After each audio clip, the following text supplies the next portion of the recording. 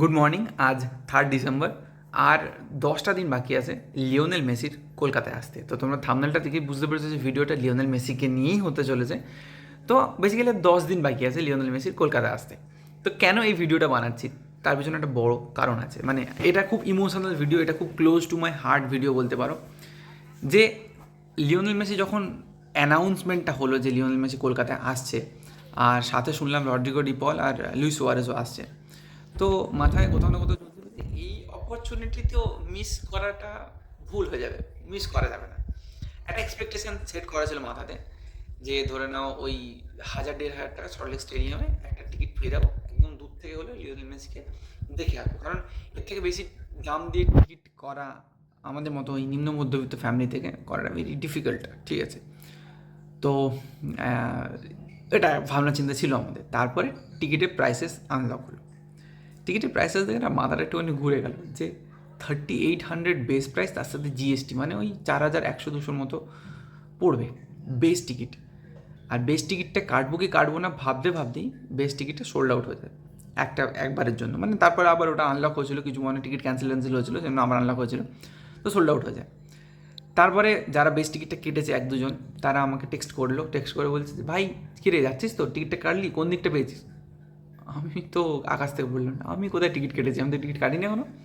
আমি তো ভাবছি এখনো যে যাবো কি যাবো না। ইচ্ছা তো প্রচুর ছিল, কিন্তু টাকাটা অনেকটা গায়ে লাগছে, নিম্ন মধ্যবিত্ত ফ্যামিলি বললাম আমারও।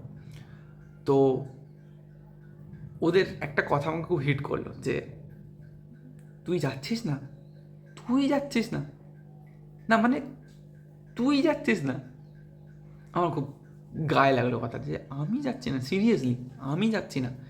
মানে আহ, যেই মানুষটার জন্য লিওনেল মেসি বলতে পারো আমাদের জেনারেশানে, মানে আমরা যারা বার্সেলোনা বা লিওনেল মেসির ফ্যান ছিলাম ছোটোবেলা থেকে, আমাদের আইডল, মানে মানুষটার ক্যারেক্টারিস্টিকগুলো আমাদের লাইফে খুব বড় ইম্প্যাক্ট ফেলেছে। যেমন ধরো, ওই ড্রিবলিং করতে করতে ট্যাকেল মেরে ফেলে দিল, কিন্তু সে ফাউল পাওয়ার জন্য চেষ্টা না করে সে উঠে পড়ে আবার রানটা কন্টিনিউ রাখলো।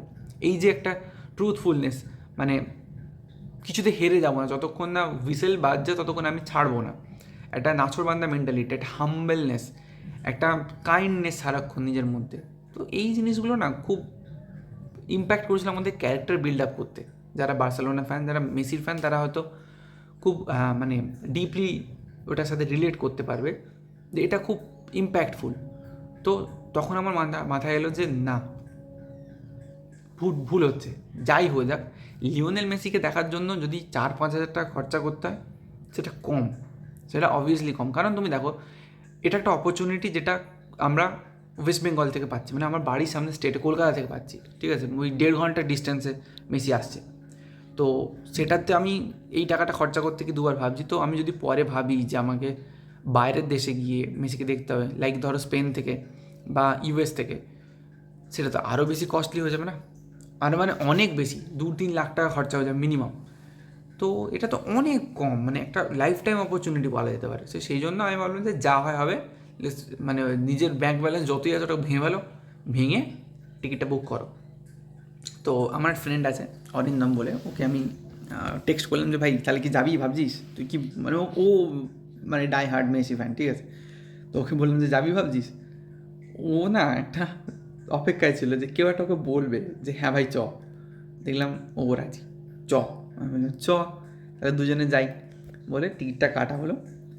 অনেকটাই খরচা হলো 5,000+ পড়লো, কারণ আমরা একদম সামনের টিকিটটা কেটেছি, ওই যেটা গোল পোস্টের ঠিক পিছনে স্ট্যান্ডটা, সামনেটা, ওটা কেটেছি। তো অনেকটা খরচা পড়লো, গায়ে লাগলো একটু হলেও, কারণ ফিনান্সিয়ালি একটু হলেও এদিক ওদিক করে, কারণ সেই বললাম না নিম্ন মধ্যবিত্ত ফ্যামিলি, খুব টাফ হয়ে যায় একটা ওই অ্যামাউন্টের টাকা হুট করে এদিক ওদিক হয়ে গেলে, টাফ হয়ে যায় লাইফটা একটুখানি। বাট ঠিক আছে ভাই, ইটস লিওনেল মেসি, এটা লাইফ টাইম অপরচুনিটি।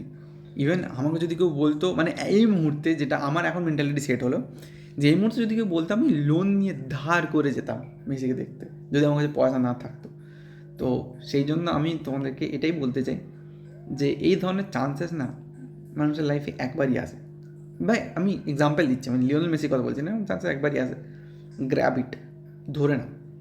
কারণ এরকম চান্সেস কবে আসবে কি না আসবে, লাইফ এরকম চান্সেস একবারই দেয়, ধরে নাও।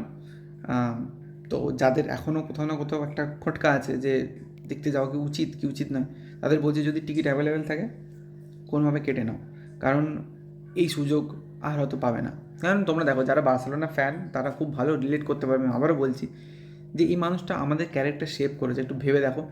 সেই 2012, 13, 14, 15-তে চ্যাম্পিয়ন্স লিগ জেতা, সেই মেন্টালিটি যে নিজে শুধু গোল করব না, আমার সাথে যারা আছে নেইমার, সুয়ারেজ, এদেরকে দিয়ে গোল করাবো।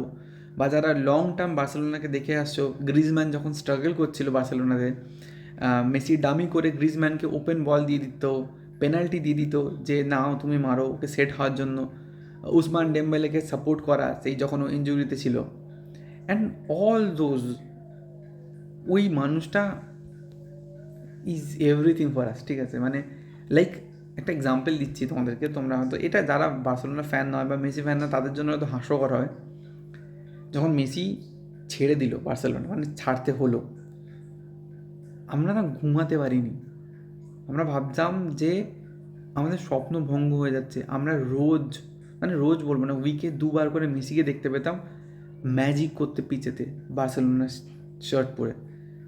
যেটা যখন আমরা যখন ভাবছি যে এটা আর হবে না কোনো দিনও, দ্যাট ব্রেক আওয়ার হার্ট, আমরা কাঁদতাম বেসিক্যালি, চোখ দিয়ে জল বেরিয়ে আসতো বারবার। এখনও ভাবলে মন খারাপ হয়ে যায়। তো সেই জন্য এই ইমোশনগুলোকে পরিণতি দেওয়ার জন্য মানে এই মানুষটাকে একবার দেখা নিজের চোখে ইম্পর্ট্যান্ট ছিল। তাই আমার এখন মনে হচ্ছে আমি যা করেছি বেশ করেছি, ঠিক করেছি। লিওনেল মেসিকে আমরা দেখতে যাচ্ছি। তো ভাই অরিন্দম, যদি ভিডিওটা দেখিস কমেন্ট করে দিস যে আমরা যাচ্ছি, আলটিমেটলি যাচ্ছি। 7 তারিখের পর থেকে টিকিট কালেকশন শুরু হবে। টিকিট কাটা হয়ে গেছে, ওই কিউআর দিয়ে দেওয়া ওরা টিকিটটাকে কালেক্ট করতে, ফিজিক্যাল টিকিট। তো এটাই এটাই আর ওই দিন শুনলাম নাকি আবার মেসি হায়দ্রাবাদে যাচ্ছে, তো টাইমটা কম পাবে, এখানে 1.5 ঘন্টার মতো টাইম পাওয়া যাবে ফিল্ডে। 1.5 ঘন্টা ভাই কাফি, কাফি। 10 মিনিট 5 মিনিট দেখতে পেলে যথেষ্ট ছিল আমাদের জন্য। তো 1.5 ঘন্টা দেখতে পাচ্ছি, পয়সা উসুল করে আসবো, একটা ব্লগ বানাবো ওই দিনকে, সবাইকে দেখাবো যে ওখানে কীরকম অ্যাম্বিয়েন্স থাকছে। আর শুনছি তো এফসিবি কলকাতার যে পেজটা আছে ইনস্টাগ্রামে, ওরা একটা বড় ওই কী বলে ওটাকে ভুলে গেলাম, টাইমটা মাথায় আসছে না, যেটাকে ওই ব্যানারের মতো আর কি, ওটা বানাচ্ছে মেসির জন্য। তো তোমরা পারলে একটু ডোনেট করে দেবে, আমি ছোটো করে ডোনেট করেছি। তো এটাই বলা ছিল। চলো বাই, পরের ভিডিওতে দেখা হচ্ছে। আর মেসির ব্লগটা তো আসছে।